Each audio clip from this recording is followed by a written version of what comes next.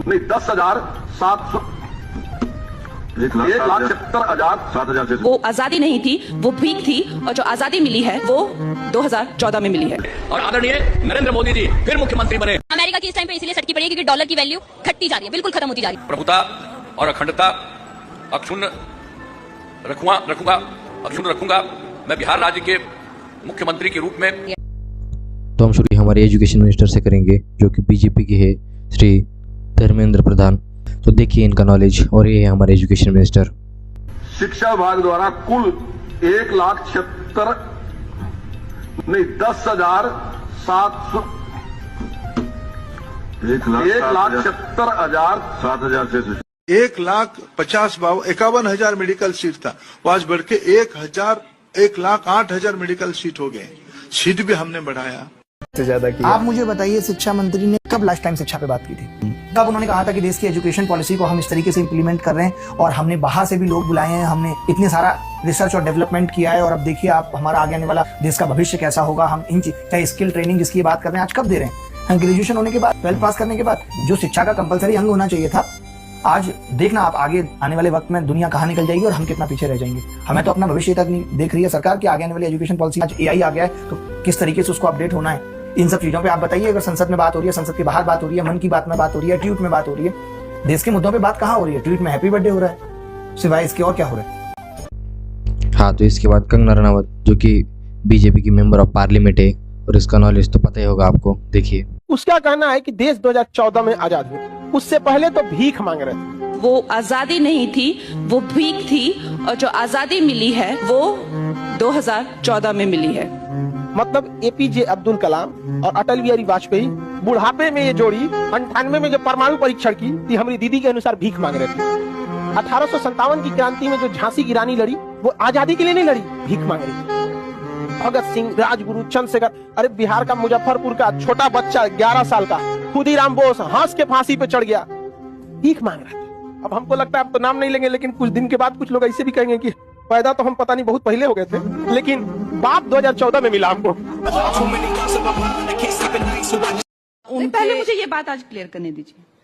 जब हमें आजादी मिली तो the first prime minister of India Subhash Chandra Bose, वो कहां गए? वो तो प्राइम मिनिस्टर नहीं थे।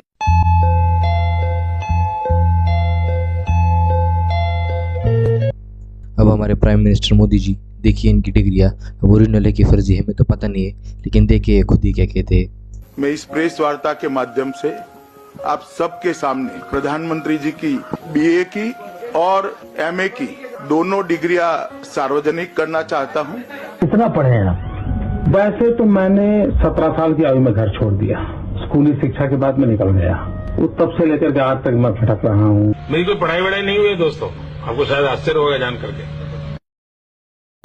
अब इसके बाद हमारे होम मिनिस्टर अमित शाह जी, जो कि इतिहास के विद्यार्थी है, तो चलिए जरा इनका भी नॉलेज देखते हैं। मैं इतिहास का विद्यार्थी हूँ। 1960 में सरदार पटेल ने विरोध किया था, गाड़ी लेकर आकाशवाणी तक गए थे, घोषणा न करते दरवाजे बंद कर दिए।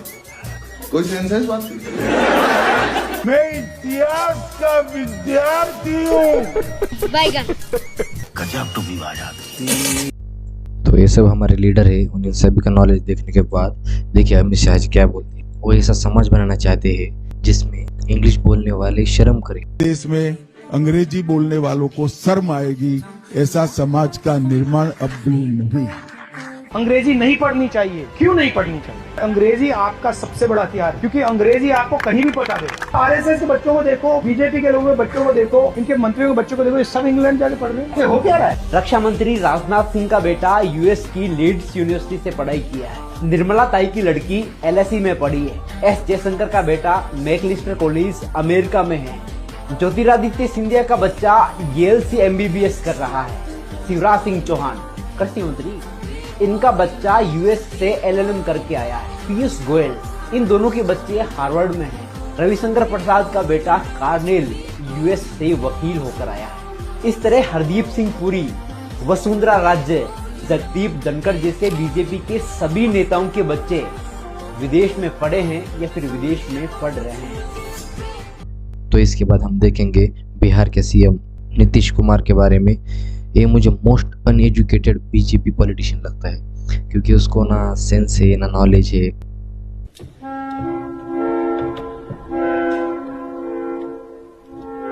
कि वो करेगा ठीक है, लेकिन अंतिम में भीतर मत घुसाओ, उसको बाहर कर दो। माननीय प्रधानमंत्री श्री अटल बिहारी जी ने, सॉरी नरेंद्र मोदी जी ने अटल बिहारी वाजपेयी तो पहले काम किए थे।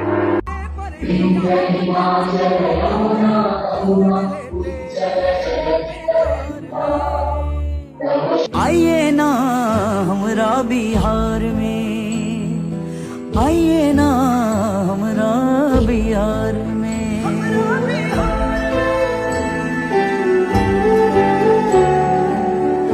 आज देश भर में 400 से भी ज्यादा सीट जीते और आदरणीय नरेंद्र मोदी जी फिर मुख्यमंत्री बने, देश का विकास हो, बिहार का विकास हो, सब कुछ हो।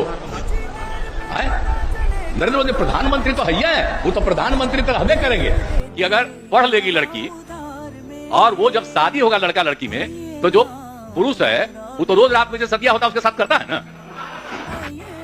प्रभुता और अखंडता अक्षुण्ण अक्षुण्ण रखूंगा मैं बिहार राज्य के मुख्यमंत्री के रूप में। अब अगर हमारे लीडर ही ऐसे हो गए अनपढ़, तो फिर सामान्य लोगों की क्या बात करें। तो इसीलिए ये लोगों के दिलों पर राज करते हैं। कांग्रेस वालों, शायद तुम लोग ये समझ नहीं पा रहे हो, ईवीएम हैक नहीं करते हैं प्रधानमंत्री लोगों के दिलों को हैक करते हैं। मोदी मेरी गाड़ माले में वोट मोदी दूंगा, ये मेरा वादा है, देते रहूंगा, देता रहूंगा। अब इसके बाद देखिए इंडिया में पोल्यूशन कितना है, इंडिया में पोल्यूशन की वजह से कितने लोग मरते हैं। अब इसके बाद इंडिया की रैंकिंग देखो वर्ल्ड में, सबसे आगे आज भी भारत है पूरी दुनिया में। किसमें? भगवान को मानते हैं इसीलिए। हाँ, और हेल्थ केयर के मामले में 65वें रैंक में, एजुकेशन क्वालिटी में 90 रैंक है हमारा, लॉ एंड ऑर्डर का पालन करने में 79वीं रैंक में, प्रेस फ्रीडम में 159, पर कैपिटा इनकम की बात करें तो 124वें नंबर पे आते हैं, और हंगर इंडेक्स में 111वें नंबर पे आए हम। जेंडर इक्वालिटी में 131वां रैंक है हमारा, और हैप्पीनेस में 118 रैंक, और लास्ट एनवायरमेंटल परफॉर्मेंस में 176वां रैंक आता है। तो सोच लो भाई कि हम लोग किस चीज में सबसे आगे हैं। और सिर्फ सामान्य लोगों को बोलते हैं हिंदू राष्ट्र बनाएंगे वोट दो, हिंदू राष्ट्र बनाएंगे वोट दो, हिंदू राष्ट्र के नाम पर वोट लेते हैं। और कुछ लोगों को तो पता भी नहीं हिंदू राष्ट्र में कितने देश आते हैं। ठीक है, लेकिन हिंदू राष्ट्र चाहिए क्यों, ये भी नहीं पता लोगों को, बस चाहिए हिंदू राष्ट्र। एक दिन अखंड भारत बनेगा, अखंड भारत बनेगा एक दिन। अखंड भारत में कितने देश हैं? एक मिनट भाई, अखंड भारत में कितने देश हैं? अखंड भारत में कितने देश हैं? कितने आप बताइए। हमको नहीं पता, आप बता रहे हो ना एक दिन अखंड भारत बनेगा। हाँ, अखंड भारत बनेगा। तो कितने देश मतलब मिलके बनेगा अखंड भारत? है अखंड भारत मतलब क्या है? विश्व में पंचम लड़ाएगा भारत का। अरे विश्व में डंका बज रहा है, अभी तो बज रहा है, लेकिन अखंड भारत मतलब क्या, हम समझ नहीं पा रहे हैं। अखंड भारत मतलब क्या? अखंड भारत, एक मिनट चाचा, एक मिनट भाई साहब, 146 देश, 146 देश। भाई साहब जाओ, तुम ना बोलो। 146 देश, 146 राज्य में अभी लहरा रहा है। ठीक, और क्या कहते हैं, ये क्या है? अरे रुक जाओ, बोलने दो भाई, बोलने दो। एक मिनट बोलने दो चाचा, एक मिनट बात बोल भाई, आप बताइए। बस हवा निकल गई। और दूसरी बात जीव क्या कहता है, जिसकी औकात जहाँ बैठने की है वो वहीं बैठेगा। ठीक है, ठीक है। हाँ, जिसकी औकात जहाँ बैठने की है वो वहीं बैठेगा। समझ रहे हो आप? समझ रहे हो? फिर रामराज कहाँ गया? रामराज में सब बराबर है। और जीएसटी वगैरह के बारे में तो महंगाई बढ़ती जा रही है, लोगों के पास खर्चा करने के लिए पैसा नहीं है, लेकिन महंगाई बढ़ रही है। और ये पॉलिटिशियन देखो, इनका मैथ्स देखो।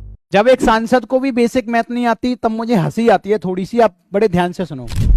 बहुत शानदार हो गया भाई, 28 और 18% खत्म। मैं बोल रहा हूँ ना, डायरेक्ट 50%।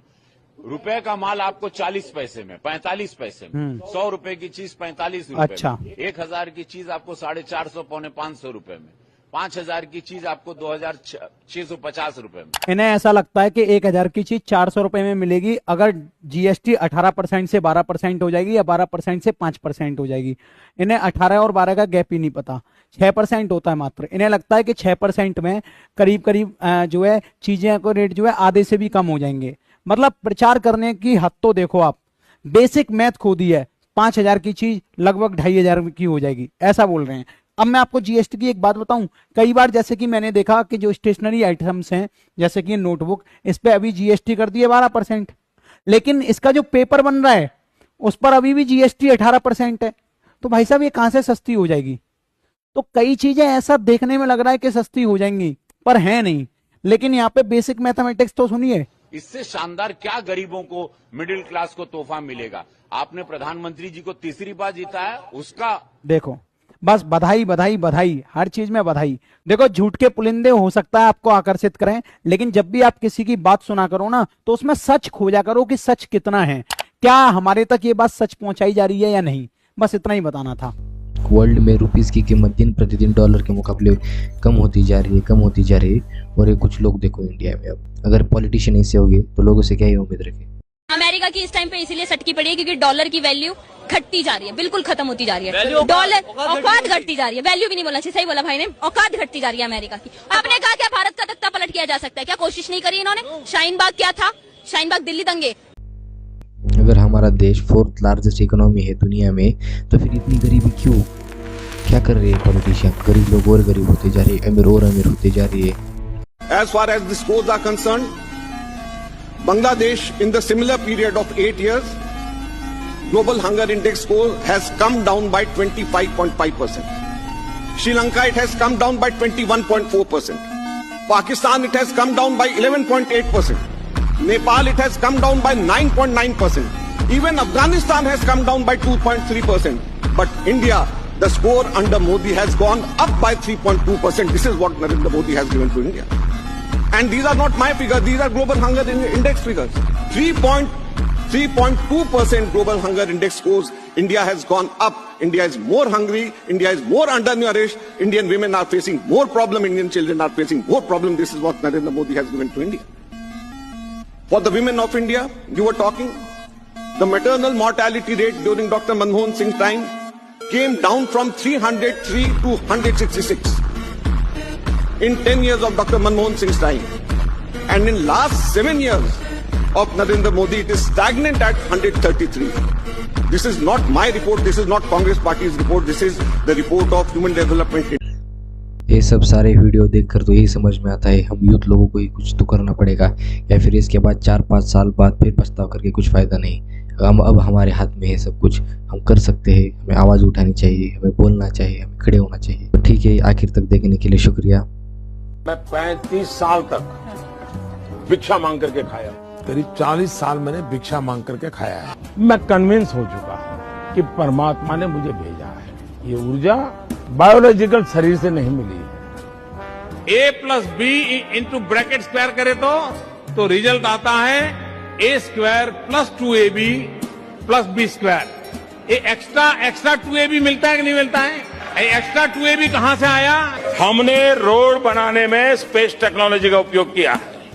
स्पेस टेक्नोलॉजी से फोटोग्राफी होती है, मॉनिटरिंग होता है। लेकिन मैंने कहा इतने क्लाउड है, बारिश हो रही है, तो एक बेनिफिट है कि हम राडार से बच सकते हैं। 30 दिसंबर तक मुझे मौका दीजिए मेरे भाइयों बहनों। अगर 30 दिसंबर के बाद कोई मेरी कमी रह जाए, कोई मेरी गलती निकल जाए, कोई मेरा गलत इरादा निकल जाए, आप जिस चौराहे में मुझे खड़ा करेंगे, मैं खड़ा होकर के